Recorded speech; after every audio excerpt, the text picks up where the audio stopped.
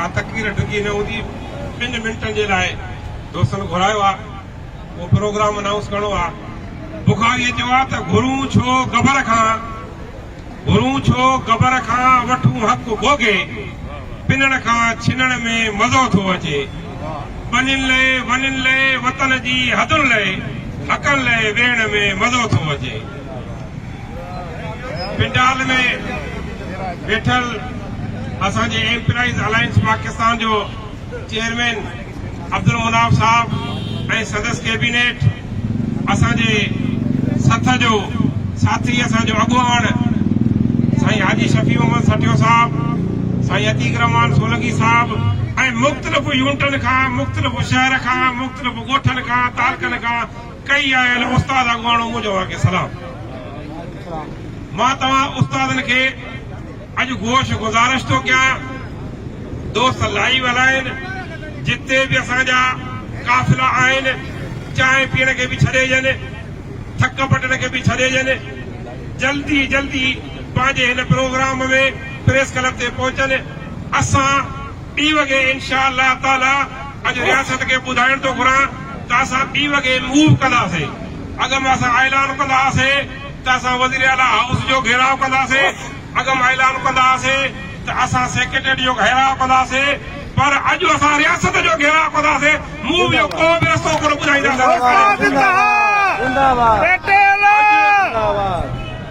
अॼु ये जेका उस्तादनि जी जंग आहे उहा जंग अनोखे अंदाज़ में सिंध जो उस्ताद लड़ण जे लाइ हाजी शफी मोहम्मद सटे जी क़यादत में ऐं दोस्तनि जी क़यादत में हिते पहुतो आहे। तंहिंजे करे सभिनी दोस्तनि खे गुज़ारिश थी कजे त उहे दोस्त वधि में वधि शिरकत कनि। बाक़ी हिकिड़ी ॻाल्हि क्लियर करे था छॾियो, हिते एजेंसियुनि वारा बि बीठा हूंदा, रिपोर्टिंग वारा बि बीठा हूंदा, मीडिया वारा बि बीठा आहिनि, और इन सभिनी खे मां ॿुधाइण थो घुरां त अॼु सिंध जो उस्ताद सिर सां कफन ॿधी करे मैदान ते निकितो आहे। असां पंहिंजे दौर में हाजी शफी मोहम्मद सटियो ऐं अवाजो नियाज़ बि सिकंदर जतोई 25 सालनि खां वठी असां जिदोजहद कयूं था, पर अॼु असांजी जिदोजहद जो अंदाज़ जेको हूंदो उहो निरालो हूंदो। असांजी जिदोजहद जो जेको तरीक़ेकार हूंदो, असांजी जिदोजहद जेको रुख हूंदो उहो निरालो हूंदो। सभिनी दोस्तनि खे गुज़ारिश थी कजे त जेके बि दोस्त शाम जो सहारो वठी बीह रहिया आहिनि, असांजा महिमान बि रोडनि ते वेठा आहिनि, असां बि रोडनि ते वेठा आहियूं। सभिनी दोस्तनि खे गुज़ारिश आहे त तव्हां हिते रोडनि ते बीहो अची तव्हांखे हे बि एतमाद हो ॾियारे पंहिंजे सथ जे तरफ़ो। मता को दोस्त चवे त को सरकार हमेशह पंहिंजी रवायतूं दोहराईंदी आहे, लाठी चार्ज हुजे, आंसू गैस हुजे, को बि दोस्त मता अचे त को हाजी शफी मोहम्मद सटियो ऐं सिकंदर जतोई परे हूंदा। मां तव्हांखे ॿुधाइण थो घुरां त जेकॾहिं सरकार जो वार थींदो त उहो वार पहिरियों हाजी शफी ऐं सिकंदर जे सीने ते थींदो। बुखारीअ चयो न त तूं जीअं पुठ में वार, मां तुंहिंजे पुट खे तूं जीअं पुठ में वार, तूं कीअं मुंहिंजो पुटु थिए, मां त न तुंहिंजी मां।